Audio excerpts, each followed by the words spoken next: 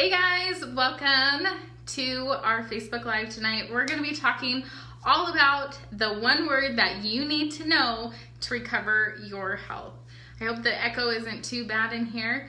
I'm going to open this door. See if that kind of helps a little bit. So I'm outside in my office and the room is kind of small and just have a really bad echo. So anyways, we're going to be talking about the one word that you need to know, and the one word that I think all practitioners need to know and to start understanding, and that is the word epigenetics. So before we get started, if you guys are jumping on live, make sure to say hello. If you guys are watching the replay, make sure to hashtag replay so I can come back and personally thank you for jumping on and joining us tonight as we have this very important conversation. So, oh darn it, I left my notes inside. I was gonna make sure I hit on some key points. So this will be a little interesting because there's certain things that I wanted to make sure that I was gonna cover tonight, and I grabbed the wrong piece of paper that had all the information that I needed. So that's okay, we'll just improvise a little bit because the information is still going to be the same. So one of the things that you guys all need to understand and know about me is, for as long as I can remember, I have always believed that we are each genetically and metabolically different, meaning that there is no one size fits all, and it doesn't look the same for each person because our genes are all different. Our genetic makeup is different. Our environment is different. There are no two people the same.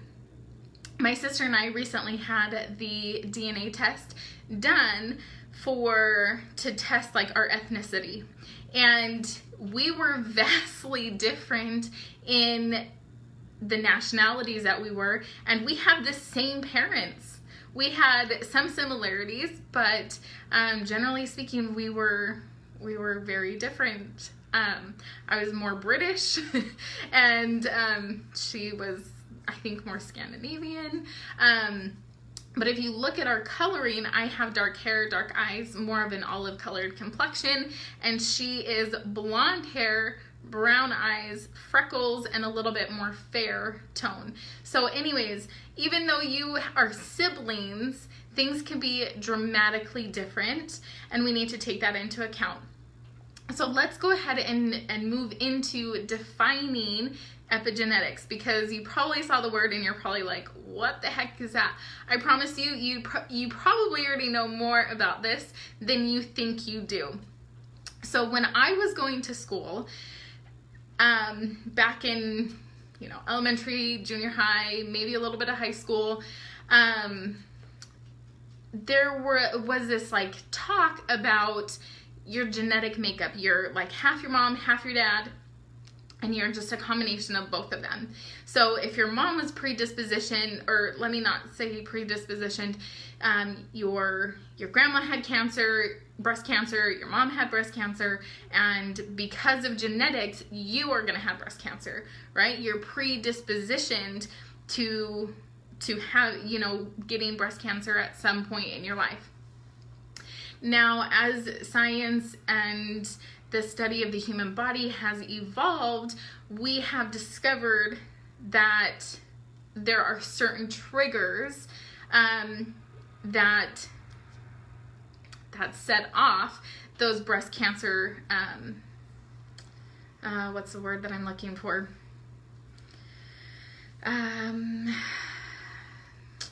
Genes. I think there's a different word that I was looking for. So set off those breast cancer genes in your body. But we now know that the food that you eat, the environment that you live in, the products that you use, your thought habits, your patterns, your stress levels, all of those are being taken into effect of how your body is reacting and responding to the environment around you. So just because your grandma and your mom had breast cancer does not mean that you're going to have breast cancer if you take proactive measures towards feeding and fueling your body properly, okay? So people are like, well, how is this so, right? Why, you know, why grandma and mom and me? And I think of it in terms of when I moved out of my mom's house, guess what? I shopped at the same stores. I bought the same food. I bought the same products. I did a lot of the exact same things that I saw my mom doing. My mom, by the way, does not have breast cancer. Just to clear that up, it was just kind of an analogy. But I was doing all the same things that my mom was because that's what I was taught. And you're probably doing the same thing that you were taught because those are the brands that you like. Those are the things that you enjoy. You saw your mom and your aunt and your cousin and all these people that are close to you buying and doing these exact same things. So that's kind of epigenetics. Well, let me define this a little bit better because I don't think I covered that very well. So epigenetics is the study of the human body where our genes can positively react or negatively react or respond based off the environment around us. So based off the things that we do, how we act, how we treat our body can determine how our body is going to react and respond to the environment around us. Now I'm going to make some bold claims here. And I have been talking and studying epigenetics for I think about 3-4 years now, and I really feel like this is where modern medicine is going to start to go, because a lot of physicians, a lot of practitioners are starting to wake up and they're seeing that you're not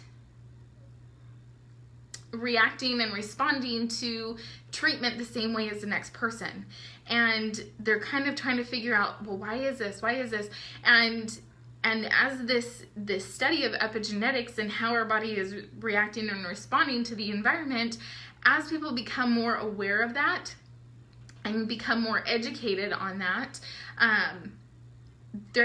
doctors, practitioners, nutritionists, all of those, we're going to start creating more individual and unique programs to best fit your body. Now, the 23andMe test is one of those tests that we have that can tell you what you're predispositioned to or for based off your environment, based off your genetic makeup from your parents. So in my family, we have thyroid problems on both sides of the family, and that's something that I wish I would have known several years ago, because I am now struggling with my thyroid function. Because again, my environment, there were certain things that I think really triggered it, and I didn't know that at the time, and I struggled for about 4 years trying to figure out what was wrong with me, why I was so tired, why I was gaining weight, why I had all these insane food cravings that could never be fully satisfied. And we could go into my whole story, which we're not going to do that right now. But if I would have known that food sensitivities, that mold, that some of the hormone changes, all of those things would affect my thyroid, and I was already predispositioned to that because both sides of my parents' family have that, I would have been able to take more proactive steps and measures to make sure my hormones were level, to look at my environment and say, this house that we're living in that has mold in it is dangerous. The food sensitivities that I had, that I knew I had, I would have been more mindful of eating those things, because I would have known that they would trigger other things metabolically happening in my body. Now, what I get to do, the solution to this, is to recover my health. Now, I want this to be a message of hope for you guys, because I've been there. I had no idea why I was struggling. I even went to my doctors and they tested, we did lab work and we tested for all these different things. And my thyroid was functioning, right? I don't have Hashimoto's or anything like that, but my thyroid is underactive.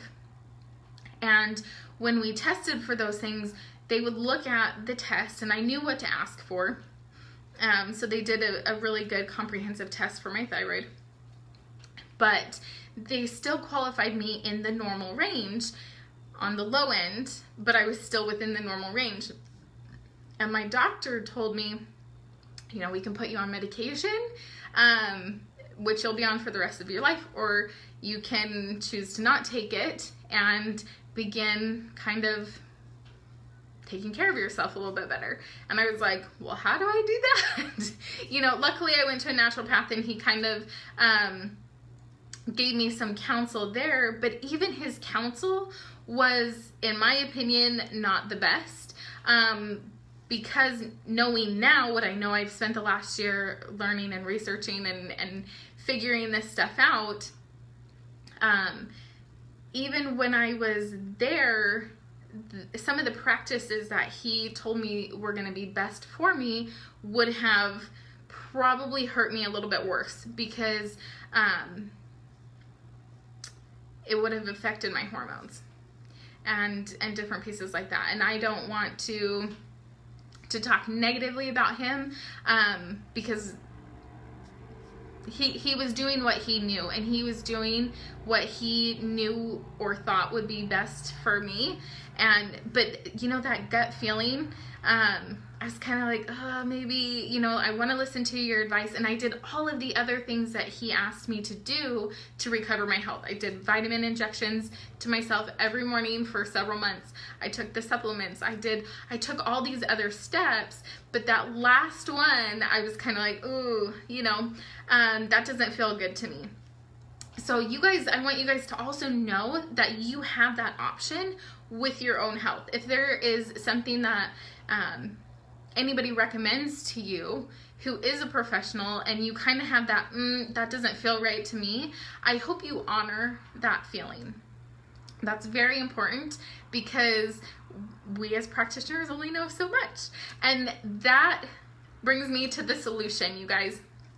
So I, again, have always believed that, one, we are each genetically and metabolically different. And number two, the thing that my education and my schooling taught me was what Hippocrates said. And he said, let thy food be thy medicine and thy medicine be thy food. And so we already have to buy food, right? We already have to nourish our bodies. And being a holistic practitioner specializing in nutrition, the number one thing that you guys could do is to lay the foundation with your nutrition. You can eat foods that nourish your body and that will help support you, and so that you respond, your body responds in a positive way, not a negative way.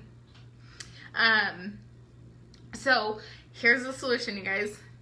For the last year, I have been using a hair follicle analysis that helps me understand what my patients, what my clients are going through to support their body.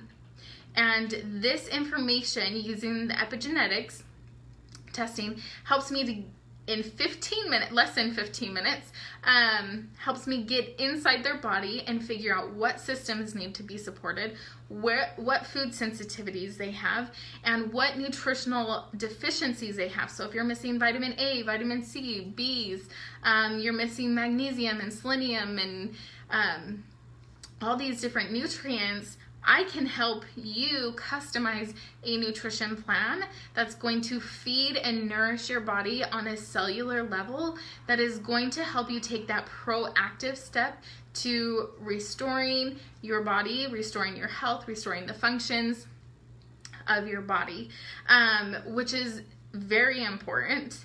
And it's going to also help you look at your environment around you. Now, I had mentioned with my thyroid that my environment around me triggered the symptoms that I started experiencing with my thyroid. I now know these things. I wish I would have known them several years ago, but I now know them. And again, there are things that we can do to help better support our body. There are certain foods and nutrients that is very important for someone who is struggling with their thyroid to make sure they are getting. And again, in the hair mineral analysis, that is one of the things that we can see. And then you can take that to your doctor and say, hey doctor, you know, what do you think about this? Is this a good plan for me? And they can say yes or no, because they have more of the medical history for you, especially if you've been working with them for many years, and they can give you more feedback. But the way that I work is all through food, right? Every once in a while, I suggest a supplement, but typically we're just replacing your food budget, your grocery budget, with foods that better fit you. And again, my whole goal is not to have you going to all these different crazy health food stores. We really try to consolidate it and make sure you can get it at your local grocery store. So here in Arizona, we have Safeway, we have Fry's, we have Walmart, different places like that. So you don't have to go to expensive health food stores. You don't have to spend more money on your grocery bill. You're just changing out those foods for other foods that are really going to be exactly what your body needs. All right, you guys, I'm going to be back on tomorrow at some point. I was thinking in the morning to talk to you a little bit more about nutrients that you need to help restore your body, and some of the basic, you know, we're going to be talking about vitamins tomorrow. So the basic vitamins that you need to lay that foundation and which foods kind of correspond with that.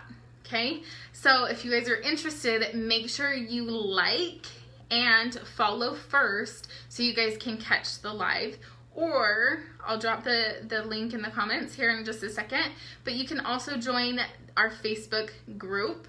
I offer tons of tips and tricks and different hacks and things that you guys can do in your everyday life to slowly recover your own health. It's called Sustainable Wellness for Moms. And there was something else that I was going to say. Oh, this week we're talking all about herbal teas and different benefits of using them. And we have some challenges that we run each week to help you slowly improve your health overall. So if you guys are interested, make sure you guys go over and join that Facebook group. And we'll see you guys tomorrow, and we'll be talking about vitamins. If you guys have any questions about today's Facebook Live, make sure you drop them in the comments.